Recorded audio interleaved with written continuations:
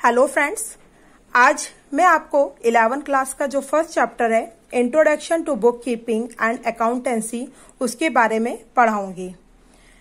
बहुत से बच्चों ने अभी नया अकाउंट सब्जेक्ट लिया है, तो उनके लिए जानना जरूरी होता है कि अकाउंट्स होता क्या है और इसमें जो भी कीवर्ड्स आते हैं, जो भी शब्द जैसे Capitals, drawing examples, debtors, creditors, ये ऐसे वर्ड्स हैं जिनको उनके बारे में जानना बहुत जरूरी होता है, क्योंकि ये सारे कीवर्ड्स 11th क्लास से लेके हाई ग्रेड तक आपको बार बार आएंगे।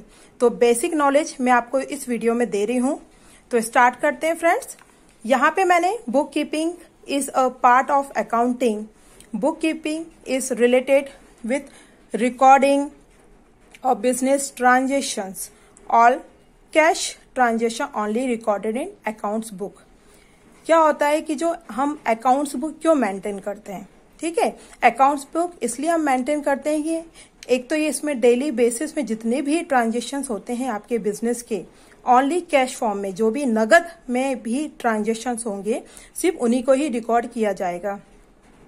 हम कोई भी ऑर्गेनाइजेशन या बिजनेस या मान लीजिए शॉप ही क्यों ना हो, है ना, हम वहां पे जितने भी रोज के ट्रांजेक्शन है उनको इंसान याद नहीं कर सकता कि डेली उसने कितने का ट्रांजेक्शन किया।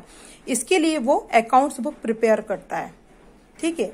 इसमें all activities are recorded for the purpose of taking important decision as to whether the activities are flexible, profitable and are to be continue और नॉट।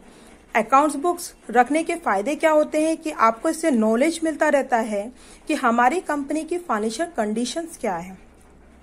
हम अकाउंट्स को देखकर ये बता सकते हैं कि जो हम कंपनी के लास्ट में जो भी ईयर के एंड में हमको प्रॉफिट हो रहा है कि लॉस हो रहा है, ये हम अपने रिकॉर्ड्स को चेक करके आसानी से पता लगा सकते हैं।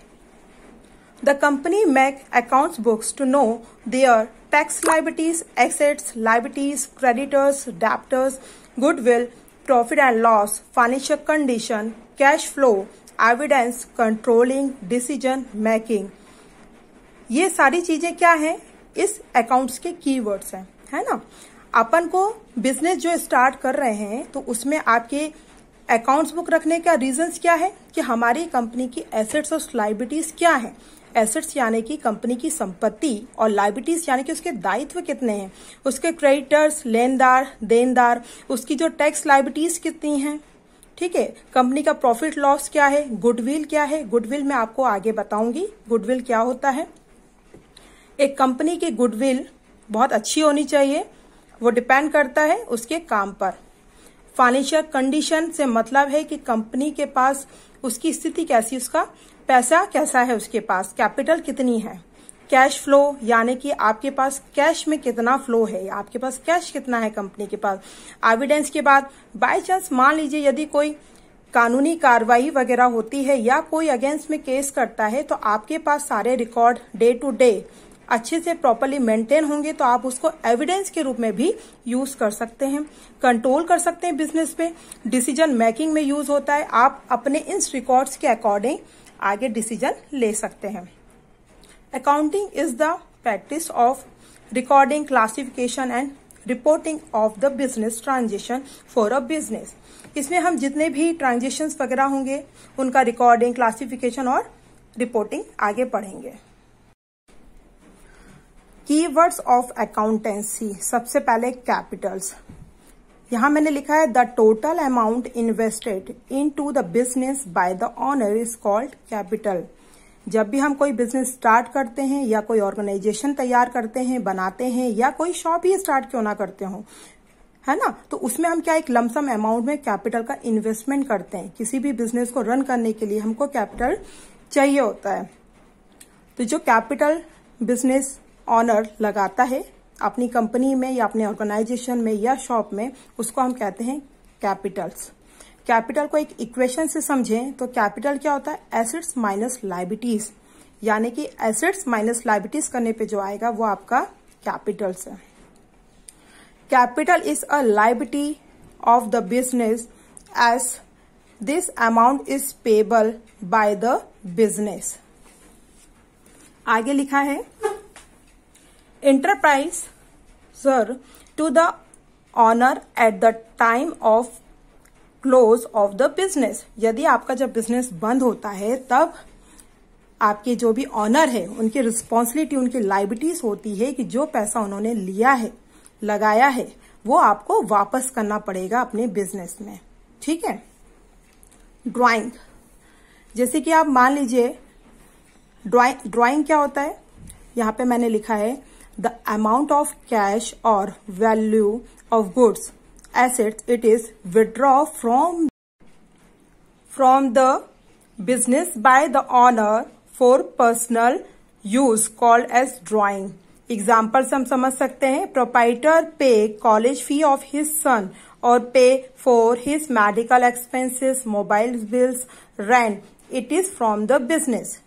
आप अकाउंट्स का जो सब्जेक्ट्स लिए उसमें ड्राइंग बार बार आएगा। ड्राइंग का सिंपल वे में मीनिंग ये है कि जब कोई बिजनेस ऑनर अपने ही बिजनेस से अपने पर्सनल यूज के लिए गुड्स या पैसे, है ना, कुछ भी वो यदि यूज करता है, निकालता है, तो उसको ड्राइंग कहते हैं। चाहे वो अपने बच्चे की फीस भरने के लिए पेमेंट कर रहा हो या फिर मेडिकल एक्सपेंसेस हो, है ना, या अपने घर के बिजली के बिल भरना हो या मोबाइल बिल्स पे करना हो, तो ये सारे एक्सपेंसेस किस में आते हैं? ड्राइंग में। अब डेप्टर्स ऐसा वर्ड है जो बार बार आएगा, तो डेप्टर्स का मीनिंग समझते हैं। A person who has to pay to the business for getting goods and service on credit is known as debtors. A debtors is a person who owes money to the business. एक example से हम समझते हैं कि debtors होता क्या है। मान लीजिए यहां पे मान लीजिए ये ए है, ये क्या है? शॉप वाला है, शॉपमैन है। ठीक है। और जो बी है वो क्या है? बायर है, आपका गुड्स लेने आया है। इसने इसको गुड्स बेचा है। ठीक है। ये गुड्स इसने सेल आउट किया है, लेकिन इसने अभी हमको जो पैसे हैं, मनी नॉट पे, ठीक है, इसने अभी हमको मनी पे नहीं करी है। तो जो बी है वो ए के लिए क्या हो जाएगा? डेप्टर्स, यानी कि उसको अभी पैसा देना है, ये हो जाएगा डेप्टर्स। ए के लिए बी क्या है? डेप्टर्स है। बी जिसने अभी पैसा नहीं दिया है, जो ए को पैसा देगा, उसको क्या बोलेंगे हम? डेप्टर्स। ठीक है। अगला पढ़ रहे हैं creditors. A person to whom business has to pay for getting goods और service on credit is known as creditor. A creditor is a person to whom business own money. इसको मैं आपको एक एग्जाम्पल से समझा रही हूँ। मान लीजिए ए शॉपकीपर है और बी उसका फ्रेंड, बी एक्स या बी जो भी ले लीजिए, वो उसका फ्रेंड है।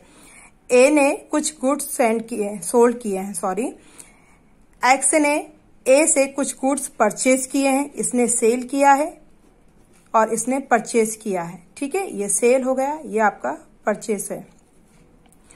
अब एक्स ए का फ्रेंड है। एक्स ने ए से कहा, यार भाई मैं कल आपको पैसे देता हूं, ठीक है, पेमेंट मैं आपको कल करूंगा। तो यहां पर इस सिचुएशन में जो ए है वो क्या है? क्रेडिटर्स है, क्योंकि वो पैसा लेगा। भाई कोई भी जो बिजनेस करेगा वो फ्री में तो अपनी सर्विस प्रोवाइड नहीं करेगा। वो क्या है ना, एक्स तो उसका फ्रेंड है, तो वो सामान या गुड या जो भी सर्विस वगैरह है वो लेके तो चला गया, लेकिन उसने क्या बोला है कि मैं पेमेंट आपको नेक्स्ट डे करूंगा। तो ए ने कहा ओके ठीक है, आप मुझे कल पेमेंट करो। तो इस सिचुएशन में ए हो गया क्रेडिटर और एक्स हो गया आपका डेप्टर्स, यानी कि क्रेडिटर मीन्स वो लेने वाला है और ये हो गया देने वाला। ये दोनों वर्ड्स का क्लियर अच्छे से कर लीजिए, क्योंकि ये पूरे अकाउंट्स में आपको मिलेगा। ठीक है। क्रेडिटर का मतलब होता है जो पैसा लेगा। यहाँ पे ए क्या है? लेने वाला है, शॉपकीपर है, तो वो उसने तो गुड्स एंड सोल्ड किए हैं, तो वो तो पैसा लेगा। और जो एक्स है वो डेप्टर्स है, क्योंकि वो गुड्स परचेज करके गया है तो वो उसका पेमेंट करेगा। Bad debts, an irrecoverable amount from a debtors is known as bad debts and it is a revenue loss to the business.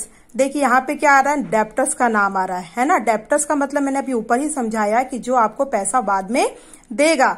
यदि कंडीशन ऐसी हो जाए कि सामने वाला बंदा आपको पैसे वापस ही ना करे, ठीक है, यदि वो आपकी शॉप से कुछ गुड्स परचेस करके गया है और उसने कहा था कि वो पैसा बाद में देगा और वो बाद में उसने दिया ही नहीं, तो इस कंडीशन को क्या बोलेंगे, बैड डेब्ट्स, यानी कि आपका जो पैसा है वो डूब गया है ना, आपका जो पैसा है, जो रेवेन्यू है वो लॉस हो गया। तो बिजनेस में ये सारे जो कीवर्ड्स हैं बार बार आएंगे, ये बहुत ही इंपॉर्टेंट हैं बेटा। तो आप लोग को अच्छे से इनको समझना है और इस वीडियो से रिलेटेड यदि कोई आपको प्रॉब्लम्स है या कोई क्वेश्चंस हैं तो प्लीज मुझे कमेंट सेक्शन में कमेंट्स करके जरूर बताइए। आई होप आपको ये वीडियो अच्छा लगा होगा और आपके नोट प्रिपरेशन में और जिन्होंने फर्स्ट टाइम अकाउंट्स सब्जेक्ट लिया है उनको ये नॉलेजेबल वीडियो लगेगा। Thank you.